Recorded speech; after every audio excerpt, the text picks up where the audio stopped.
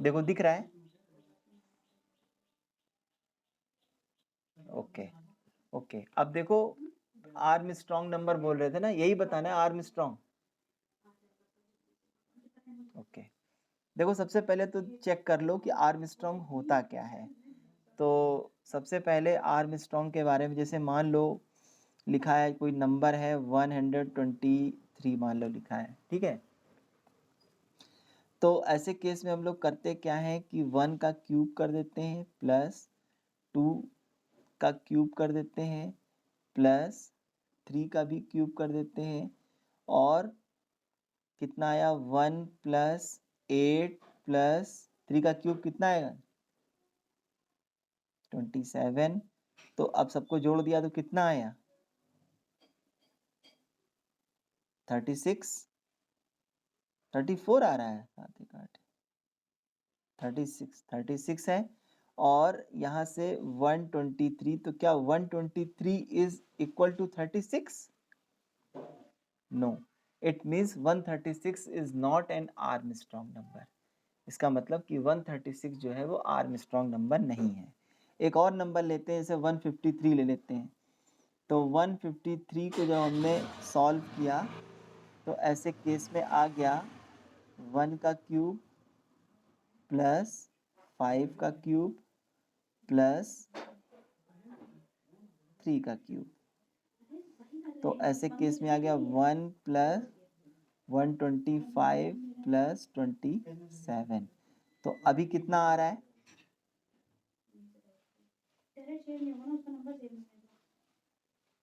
समझ आई बात? तो 153 को का जब हमने किया तो ऐसे केस में 153 ही आ गया। तो इसका मतलब कि 153 जो है वो एक आर्म स्ट्रॉन्ग नंबर है।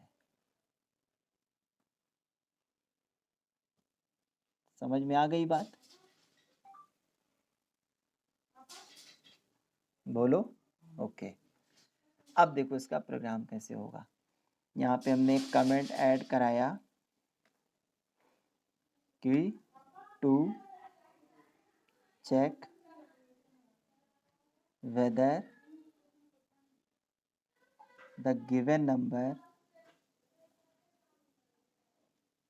नंबर इज आर्म स्ट्रॉन्ग और not.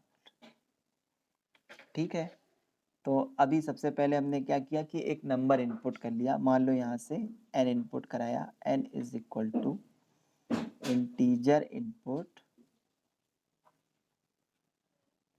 Enter any number.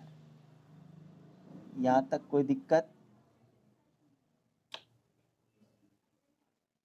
Okay okay.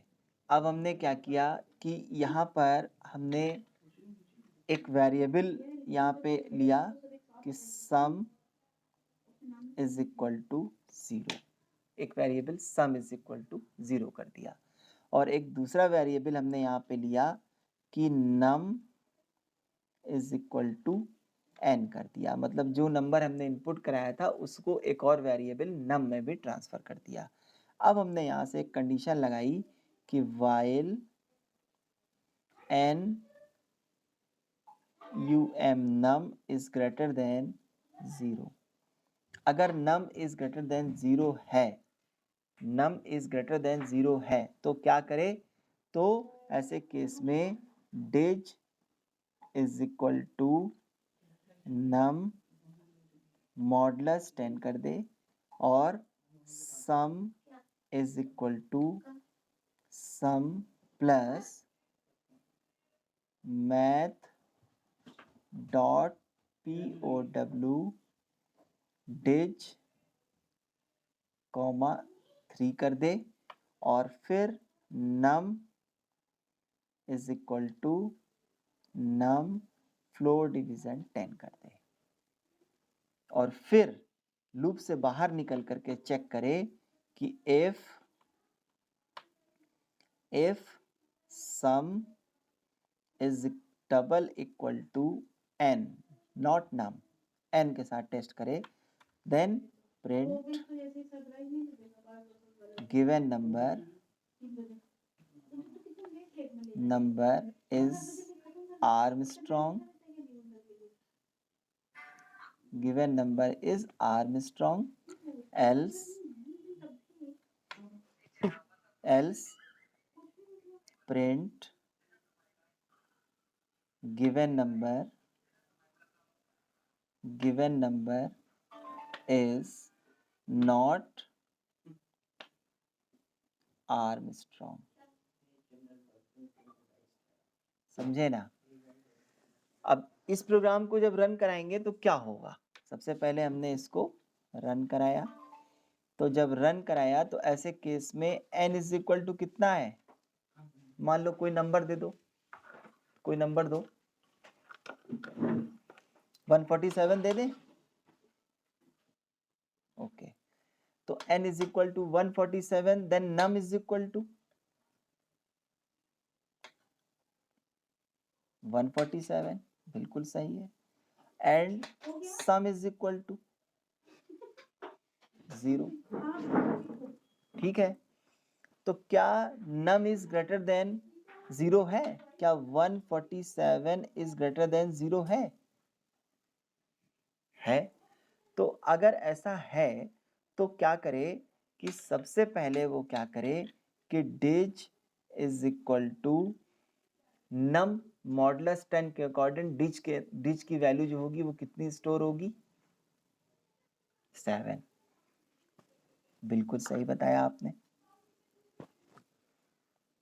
7 हो गया। और sum is equal to sum plus मतलब 0 प्लस मैथ डॉट POW और डिज कॉमा 3। डिज कॉमा 3 का मतलब हो गया 7 कॉमा 3। एक मिनट, क्या कह रहे हो? हाँ, मैथ को इंपोर्ट कराना पड़ेगा, यहाँ पे मैथ इंपोर्ट करा दे रहा हूँ। ठीक है, इंपोर्ट मैथ, ठीक है ना? अब 7 की पावर 3 ये निकालेगा ये, तो sum is equal to 0 plus 7 to the power 3 कितना आएगा?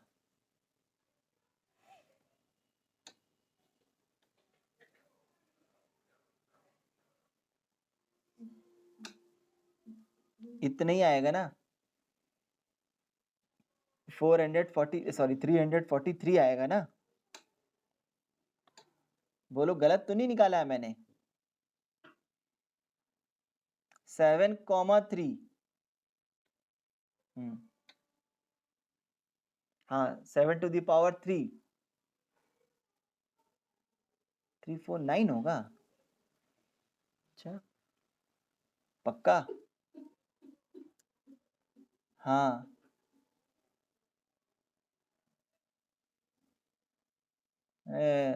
यार कटवा दिया तुमने। 343, चलो 0 प्लस 343, वही मैंने गुणा करके लिखा था। खैर, तो ये आ गया आपका सम इज इक्वल टू कितना मिल गया आपको? 343 मिल गया। इसको अंडरलाइन कर देता हूँ जिससे कि आगे यूज होगा तो याद रहेगा। चलिए नेक्स्ट आते हैं, num is equal to 147 floor division 10। तो ऐसे केस में नया नम हमारा कितना मिल गया? 14 मिल गया। ठीक है ना, ये नम मिल गया। अब फिर से आ जाते हैं, फिर से इधर आते हैं कि नम इज इक्वल टू ये हो गया। तो ऐसे केस में हमने क्या किया कि फिर से चेक किया कि क्या 14 इज ग्रेटर देन 0 है? तो जब 14 इज ग्रेटर देन 0 है तो ऐसे केस में डिज की वैल्यू कितनी स्टोर होगी? 4 होगी। और ऐसे केस में sum is equal to, last time sum कितना था? 343 plus math dot POW 4 to the power 3 कितना आएगा? 343 प्लस 64, कितना आएगा? 64 आएगा कि